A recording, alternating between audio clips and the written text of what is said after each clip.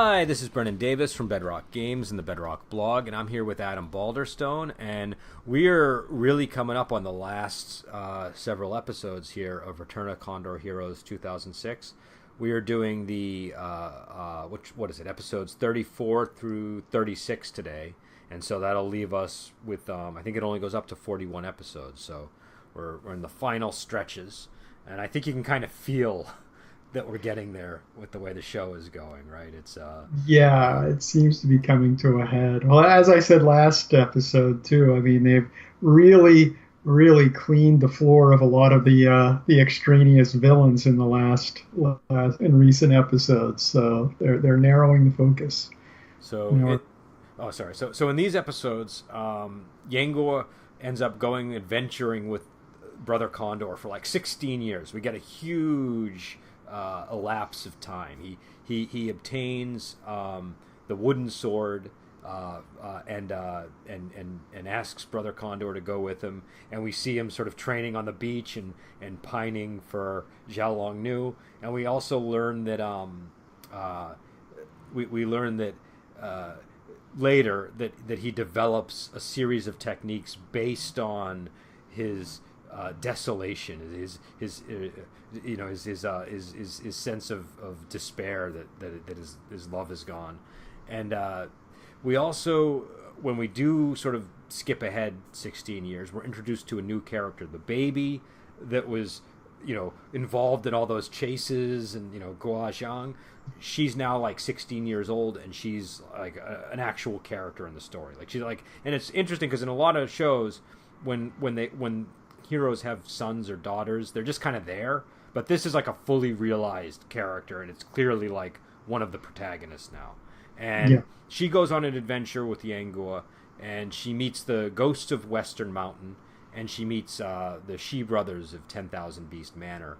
The Ghost Brothers, one of their leaders is Fan Yi Wang, who was a member of Passionless Valley, and I didn't pick up on he's that. long bearded ghost.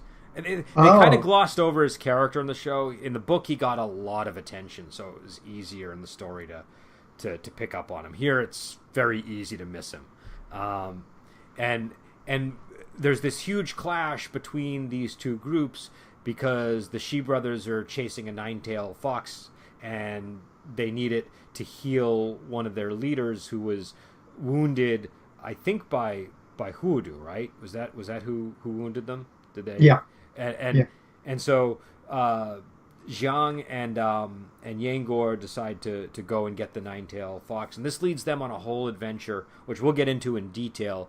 But they end up meeting divine mathematician Lu Ying, and she's the one who she's basically the owner of the fox of the nine-tailed foxes, and this eventually leads to the death of Monk Chien. There's a whole reunion between Monk Chien, Reverend Yi Dang, Lu Ying, and Zhu Batong, and it's a very important moment in the story. Uh, Yeah, well, and it's a moment where knowing the original Legend of Condor Heroes, or in my case, having seen the Brave Archer movies, really pays off. Otherwise, you're like, wait, what? What is yeah, all this? and that was my experience first watching it. I had no idea like what the power of that scene was supposed to have. Um, and Yeah, and paying off a story a long way down the road, yeah, definitely. yeah, now I can appreciate it, but on first encounter, it's definitely this is definitely a moment that benefits from knowledge of the first story. And then we have another summit. Much of the action from this point on takes place in what is it, Jiang'an, the city where they're all trying to defend, and Yeah. and Chief Lu is killed by Huadu. Now I have a slight issue with how they did this, but uh, we'll get into it later. Okay. And they host a summit to determine who the new leader of Beggar Clan is going to be. And there's a whole thing going on with Guo Zhang, where she is where all of these heroes are sort of coming to her room for her birthday and celebrating, and it's creating kind of like her parents are puzzled, and she's basically hanging out with like really nefarious people, and she's also become firm friends with Condor Hero Yangoa at this point, and so yeah, there's obviously a lot of other stuff that happened. Before we get into the details, Adam, what was your general reaction to this episode?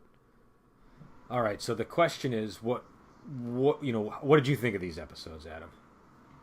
These were really fun episodes. I mean, we get a whole raft of new characters here that are all jumped in with the two new gangs of martial heroes we encounter and so on. And but I like the fact that all these new characters were so colorful in their appearance. It's like I don't feel like we really got to know many of these new characters in any way yet, but they're just all so distinct looking. Yeah.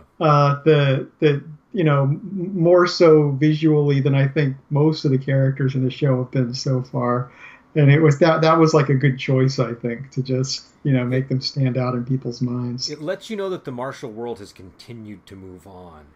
Yeah, in the 16 years that have passed. That's the thing I really noticed about it, especially in the book. You just get this sense of the things are continuing.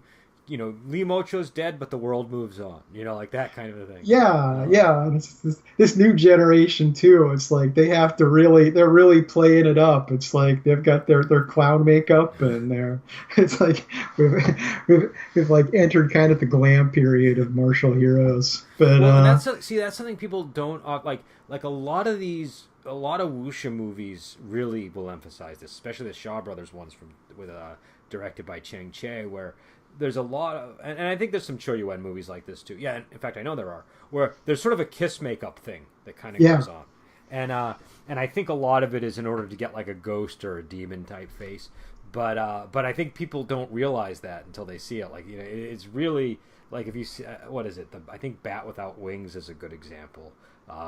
It really adds to the drama and the grandiosity of it all, and the operatic nature of it. Do you know what I mean? It's definitely like again, I would definitely advise people to check out at least the cover for Bat Without Wings, just to get a sense of what I'm talking about. But yeah, so I don't know what. So I guess one of the things I want to talk about, just because I know we're going to talk about it anyways, is Guo Fu and her personality now. Now that she's sort of she's had 16 years to mature and to what was your reaction to anything Guo Fu is doing these episodes? I like the progression. There is a progression. She's still the same person, and I still don't like her. But there's she's just a little more subtle in the way she's unpleasant. It's she's just I felt like it is a good measured response. I mean, it's interesting too, seeing her as the older sister. It's she's got some authority now. She's got some authority within the family, it seems.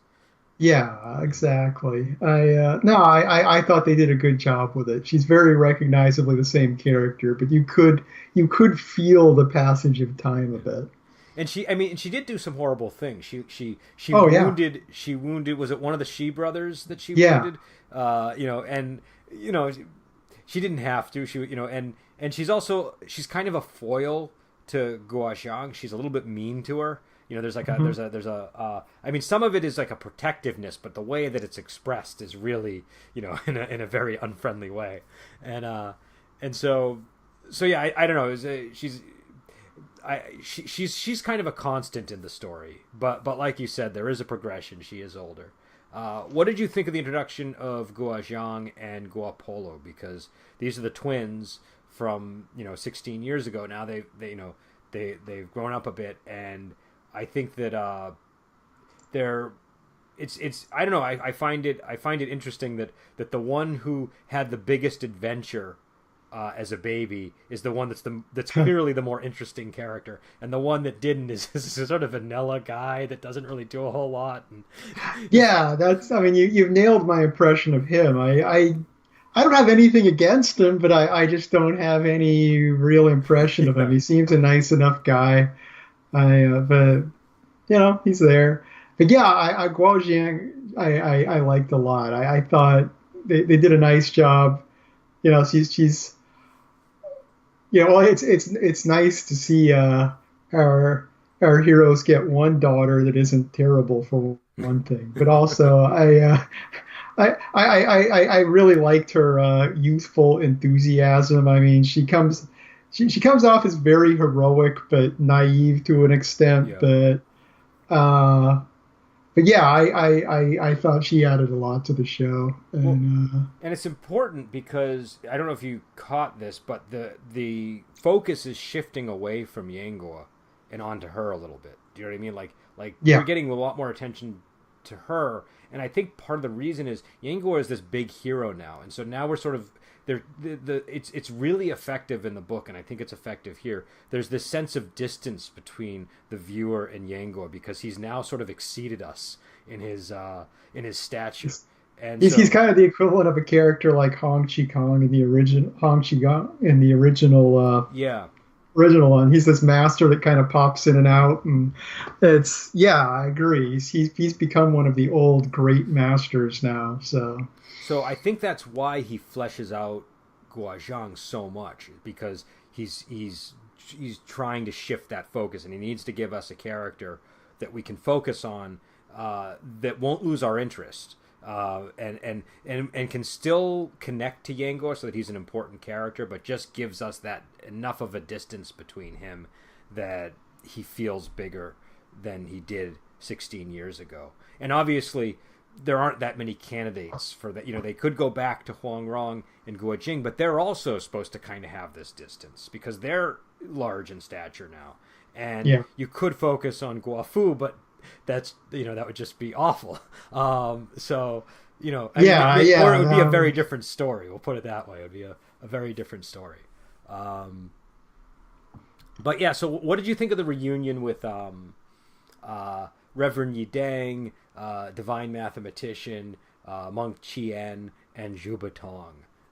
They go on that adventure to find the nine-tailed fox, and they end up having to get Zhu Batong and bring him to Lu Ying to make the exchange. And there's also this other incident where Reverend Yi Dang brings Monk Chien because he's been wounded by Jin Lun's palm and is dying, and he wants to be forgiven by Divine Mathematician before he dies. And he's sort of reached a point where he's truly remorseful now, and so he spends most of the time on the ground dying and asking them to kill him. And so there's and a lot happens. I don't know if we need to hash over every detail, but what was your reaction to it? oh, I really enjoyed this. I mean, like I said, it calls back to stuff that happened so long ago and kind of brought it to a satisfying conclusion. And it's interesting the way too he bring the thing that kicks the story off is someone needing to be healed and this favor needing to be done for healing, which of course brings everything full circle back to the original crisis that kicked this all off, the divine mathematician's baby needing to be healed. But yeah, anytime Zhao Batong shows up, things are entertaining. He's just even in kind of a tragic story like this. I mean, it's just the weird disconnect of the character. It's like, oh, my son has two rings on his head, and oh, it's a shame he's dead. It's just he's just such a strangely disconnected character. And But it's weird because he has kind of a disconnect emotionally in a lot of ways, but he's so childish and immediate and rambunctious at the same time. It's a very interesting combination. well, he and Yangor have a little bit of a skirmish when Yangor tries to lure him to Yes. Yingu, and he's obsessed with learning Yangor's dejected palm techniques. Yeah, I like that. Wait, we have to keep fighting. I haven't picked up all your tricks yet. And I just love that he's. And if I remember, I'd have to look at my notes in the book, but if I recall, the dejected palm techniques I think are built around a poem, and so it's like a really interesting, and it's obviously built around his longing for Zhao Longnu, and it's just like a very Yangua approach to building a martial art. It's got like a little dose of Huang Yaoshi to it, but it's a little bit more romantic. It's, Yeah. Yeah. No, it's no, that whole story, it's interesting too, her the divine mathematician being in a position to kill Chien and being like, "Oh, I'm not going to kill you because then that'll balance things," Yeah. I want you to go to hell. But yeah, I don't know. I felt that was very, very satisfying. I was glad to see that all kind of pay out Well, in the way that it did. and there was a funny moment where Reverend Yidang says, he's become a monk. This is the man who killed your child. He's become a monk to atone. And she says, so he's atoning for his sins by becoming a monk. No wonder there are so many monks and priests in the world. And Yes, and yes. but then he said something. He said, no, no, no. A sin is a sin. Like Yeah, I like that. you can't just erase your sin by becoming a monk. But he's like been working his whole life to atone. Just to get some measure of balance here. And I don't know. I find it very interesting because it's a very long slog to redemption. It takes this guy the entire course of these two books basically to get to a point where he can be redeemed. Yeah, well, the event he did was a flashback, which took place before the first book even started. So, yeah, you're right. It literally is it's more than the two books in length, pretty much. And so yeah, so and I don't know if the show is gonna go here, but we revisit them in the story. I think we might get we might revisit them in the series too. If we don't, remind me and I'll tell you what happens because we get kind of Okay. an epilogue to everything with involving them. But yeah, so there was that, and then she obviously has to return back to Zhangyang, and that's when a bunch of stuff happens, including the death of Chief Lu, who is murdered by Huadu, and then Huadu ends up killing a beggar and stealing his face essentially, and pretending to be a member of Beggar Clan. And then when they host the summit to determine who is going to be the next leader, that's obviously going to come into play. Mhm. And then we have in the book, the way this is described is they're having their hero summit, and I believe Guozhang decides to hold her own little hero summit in her room, and that's when all the nefarious people show up. And so in the book, it's kind of interesting because I think somebody tells Huang Rong, "Oh no, she's in her room and she says she can't come because she's having her own little hero summit."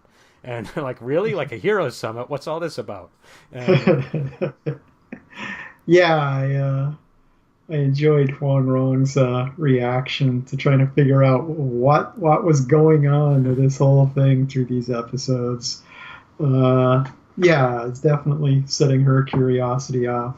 I like the conversation too between in bed where they're talking about her, and it's like and Guo Jing just doesn't doesn't understand what's going. It's like, oh yeah, she's just acting normal, and Huang Rong's like, yeah, you didn't understand the heart of a young girl when you were young, and you still don't. But what's funny is how flirty she was with him in that moment, where she was it was like Yeah, they were remembering their history, like that really kind of shined through. There was also another exactly. moment much earlier in the episodes when before the time elapse, where Huang Rong goes to Guo Jing and Zhang Yang, and she tells him about the story of the divine nun, but she doesn't tell him that she just made it up or anything like that. And so he immediately believes it.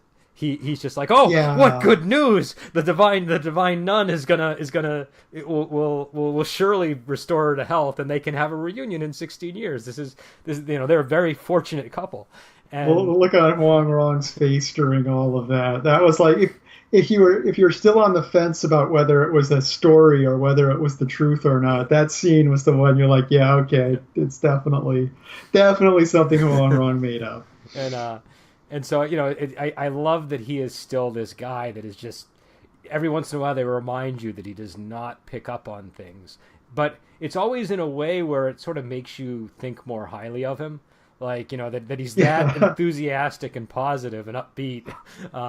There's something charming about how oblivious he is to things. I um, agree. I agree. he's It's he's not weighed down by the concerns that somebody as smart as Huang Rong is weighed down by. Like when we see her in that scene where she's up sewing at night because she's fretting over Guo Zhang, and she has every right to, because Guo Zhang is only 16, and there's like murderers hanging out with her in her bedroom, and she's got some kind of relationship with this Condor hero who I think she's figured out is Yang Guo. And so she has a right to be a concerned mother there. But Guo Jing is he's kind of like, what's interesting is, again, a very good job of sort of what characteristics of the parents do these children have. Like you can see it in Guo Fu, where she's kind of inherited the worst aspects of both her parents, and Guo Zhang has inherited some of that obliviousness, like you were saying. Like there's like a naive thing about her that is reminiscent of Guo Jing, but she's also got that energetic quality that Huang Rong has. That sort of there's like a sharpness to her, and so I feel like it's just very interesting that you can sort of almost see the process of character design. You can, I mean, the scene you get early on with her, just drinking with the beggars early on. That just immediately kind of calls back to Huang Rong running off and being a beggar for a while at the beginning of Legend of Condor Heroes. It's like oh, it was a just nice, pleasant callback to something that happened a generation earlier. It's and just for people, go ahead. I'll say I mean, it's just. That is one of the satisfying things about this story overall, is just watching these generations kind of unfold one after another. It really fits together nicely. And and one of the things that's kind of cool that we should probably mention to people, because if they haven't seen it, they won't know why this scene was so interesting. The people that are going to visit Guo Zhang in her room, they're people like merciless killer Abbess Zheng Ying, human cook Ren Chi Zi, like all these people that are kind of, it would be like having, Billy the Kid or something, and it's like, what's going on here? At a kid's birthday party. And granted, she's 16, so she's like in the setting, she's basically supposed to be like just about to be an adult, but she's still clearly quite young, and I think Huang Rong has every right to be concerned about, what are these people doing with my daughter? But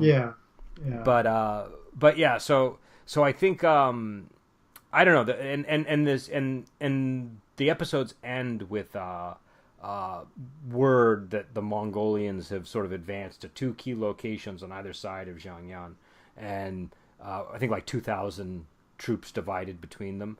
And all we know is that there are important stores at these locations, and the book doesn't even get that much more specific than that. I think they end up being munitions or something and food stores, but that's going to be important. So definitely remember that. That seemed a key plot point. But thinking further though, just jumping back a little bit to talk at the scene with Guo Jiang, where she's with the beggars at the beginning too, and how that relates to Huang Rong when she went through her beggar stage. It's kind of interesting from the standpoint that, like I said, it's a similarity between the two, but it really highlights the differences, because when we're introduced to Huang Rong as a beggar, it's like she's the one tricking other people and engaging in all this scheming and, like playing, kind of taking advantage of Guo Jing and so on. And whereas with her, she's just assuming all these people are part of her sect, and she's, she's almost basically tricking herself. It highlights the differences as well as the similarities. And it's a bit harrowing because Huang Rong is very street smart, and Guo Zhang is not street smart at all. She's just very lucky, I think. So like, if the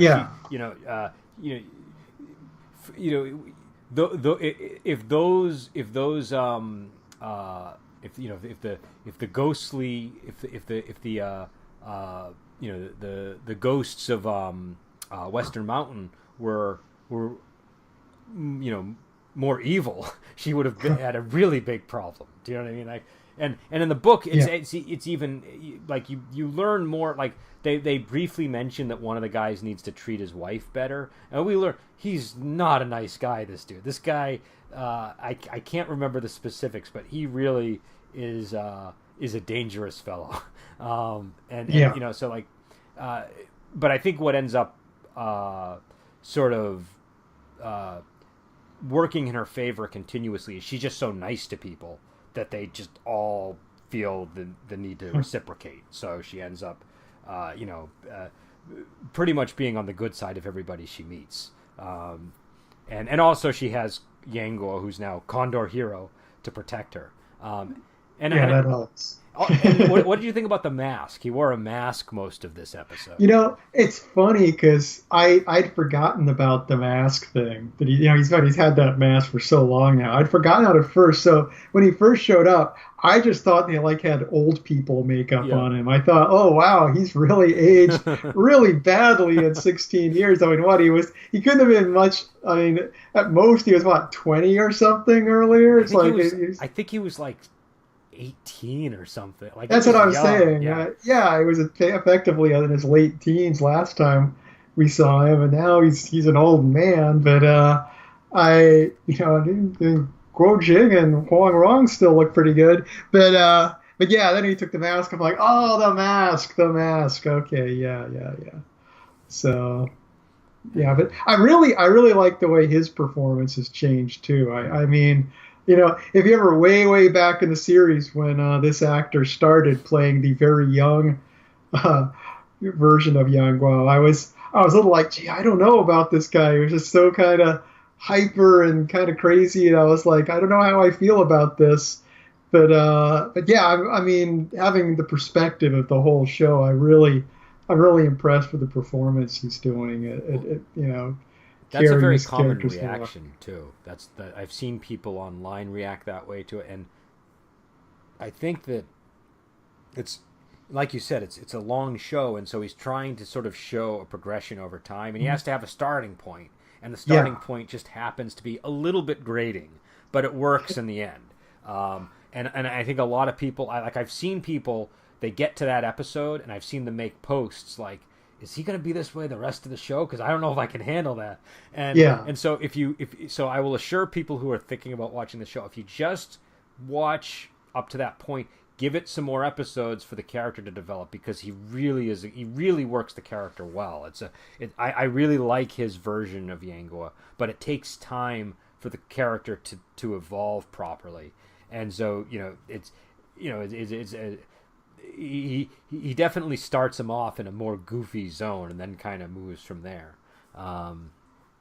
You can see the whole progression. It works very well. Well, it creates a contrast. It creates a nice contrast from the beginning to the end. Do you know what I mean? Because now he's almost stately. He is. Yeah, exactly. He's got an air of gravitas to him. But yeah, I'm really enjoying his relationship with Jiang too. I feel like it's that's working. It's the scene where he gives her the needles and she basically wastes most of them immediately on these kind of frivolous things, and his kind of quiet reaction to kids kind of thing. It's kind of fun seeing him being this older character kind of shaking his head at this kind of childish frivolity. Because that's what he was like, right? Like that's kind of how he would have been. Because he gives her 3 needles and she can use them each for basically a request. And her first request is to see his face. And he's like, "You're wasting a needle on, this is, and she says, "No, this is isn't a small matter. This is I don't, I haven't seen your face yet. How can I say I know you?" And it's actually, I think it's fairly smart on her part, because if she doesn't see his face now, how can she confirm that the next person that comes to her and says, "I'm Condor Hero," is truly him? Do you know what I mean? It reduces the potential for that kind of a problem to arise, and we've definitely seen that sort of thing can happen in this sort of setting. Definitely. But I like the fact too that Yang Guo is he is kind of oh, you're wasting this, but at the same time you can see he understands. It's kind of the inverse of the scene between Huang Rong and Guo Jing, where it's like he doesn't understand teenage girls at all, and it's like Yango gets it. He like kind of to a degree, he gets youth. He gets Yeah. this kind of youthful kind of silliness. Even at the same time, he's like he kind of has a sense of humor about it that I enjoy. And the what was it? The the the relationship she has with Chief Lu is pretty interesting because that really kind of it seems like they're really close and they're really good friends. And then when he dies, she takes it very seriously. She goes to the temple and she makes offerings in his Yeah, memory. She prints some food and all that stuff. And then Nemo Shung shows up, and Guafu also shows up and has to protect her. And a mysterious person ends up killing Nemo Jung. This is actually maybe an important point that I forgot to mention. Nemo Jung dies in this episode, and and nobody's 100% sure who it was. They know that the person used Divine Finger Flick, but that could have been either Yang Guo or Huang Yaoshi. And so I think people are leaning towards Huang Yaoshi as the likely candidate to be the savior. But I thought that by making that relationship with her and Chief Lu, it Chief Lu is one of these characters that you kind of miss him the first time around, and it isn't yeah. until you see him with her that you get a better sense of who he is, and that he's like a That genuinely nice guy, and so when he dies, you kind of care more about him. So it was actually helpful for them to establish that. Uh, They did a very good job with that. Yeah, that little scene of them just drinking together. It's a very short scene and it gets interrupted very quickly, but they really did a good job of kind of giving them a camaraderie. And you're like, it just yeah, it gave this character's death a weight that it wouldn't have had an episode earlier.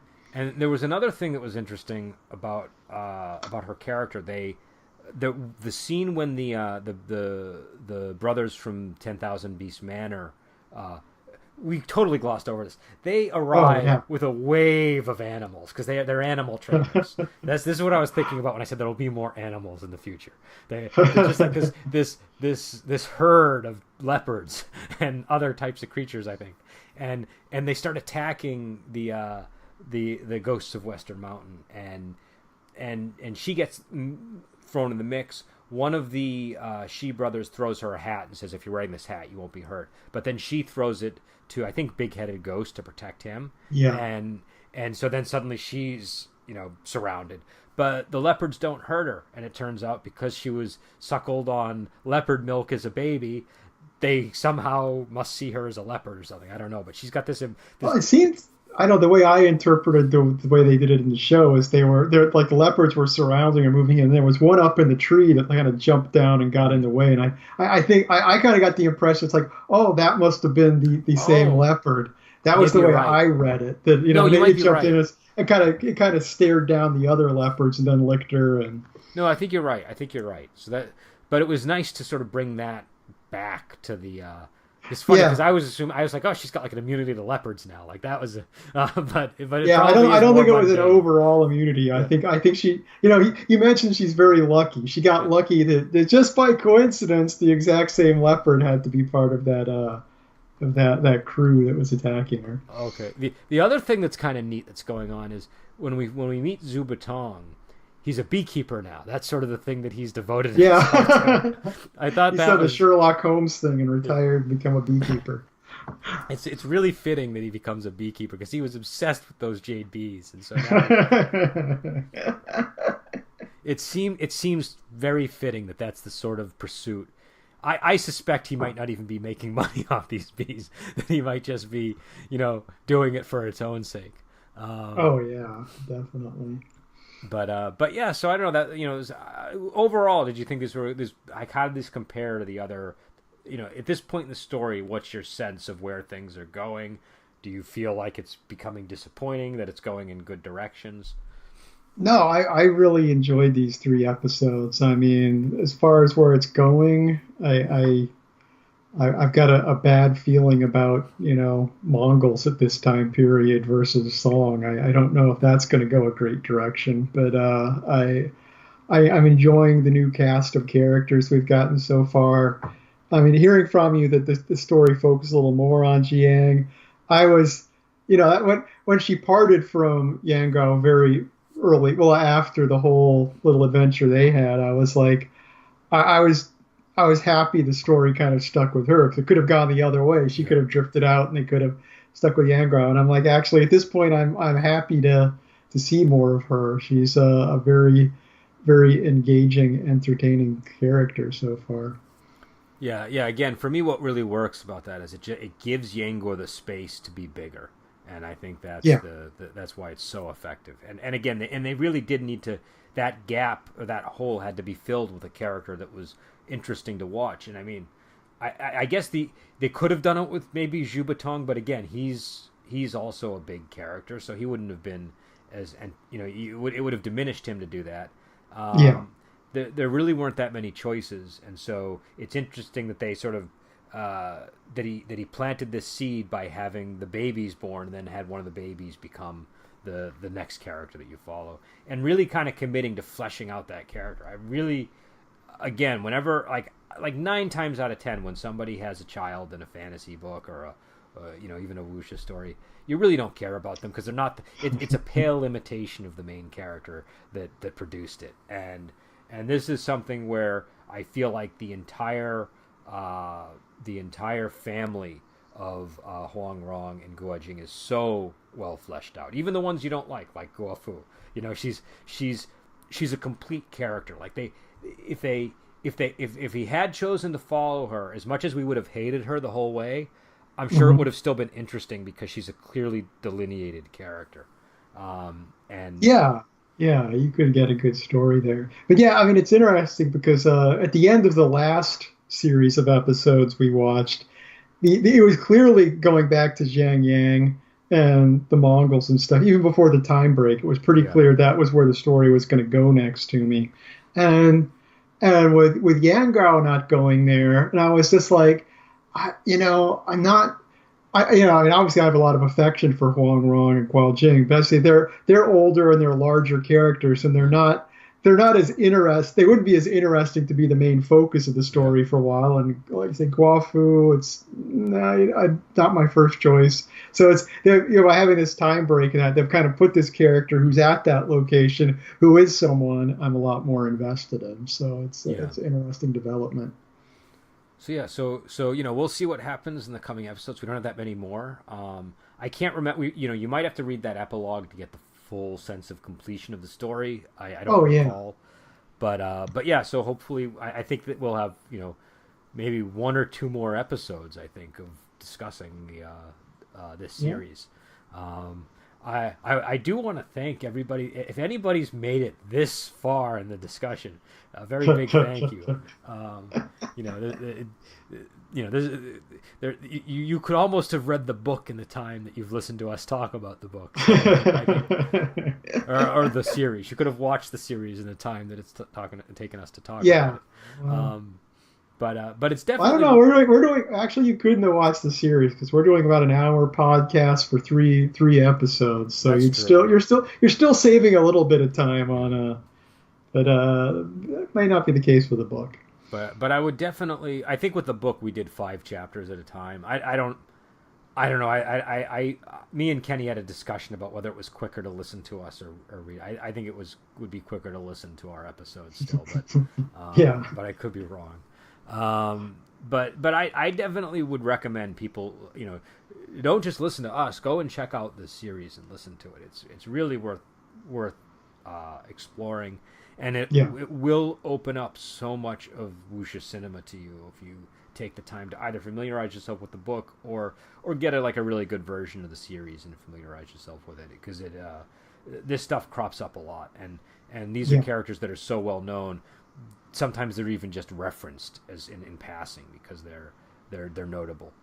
Yeah, I mean these either the book or the show. It's like it had in this format it has the time to go into the underlying kind of Yeah, philosophy and mechanics of these martial arts and so on to an extent that just watching any random hour and a half martial arts movie, there's things going on they don't have time to explain, and it's like you just feel like you have a better knowledge of the whole genre. Yeah, no, I would agree with that. In fact, I would say a lot of times I've watched the shows first, then read the books, and usually if it's a well done show, the you know you don't get a huge amount of new information when you actually read the story. Sometimes you do, like certain points will be clarified, something will happen, Mhm. but it'll be explained, or do you know what I mean? Like you'll get greater clarity, uh, but that's often the enjoyment that you get from reading it if you've seen the series first. So I think you can go in either direction. I also find it helpful to read and watch in tandem. That can be a really engaging way to encounter the material. So yeah. So I guess we'll let people go. And this Friday we're going to be back on with The Blade, which is a mid '90s wuxia film, and it's a kind of remake of One Armed Swordsman. So I think it'll be interesting for discussion. I have a feeling we're going to get some very divergent viewpoints on it though, because it's not a typical wuxia film, and Oh. it definitely treads into territory that not everybody's going to like. So I'm curious to see what's gonna happen on Friday. And yeah, so until then, we will talk to you later.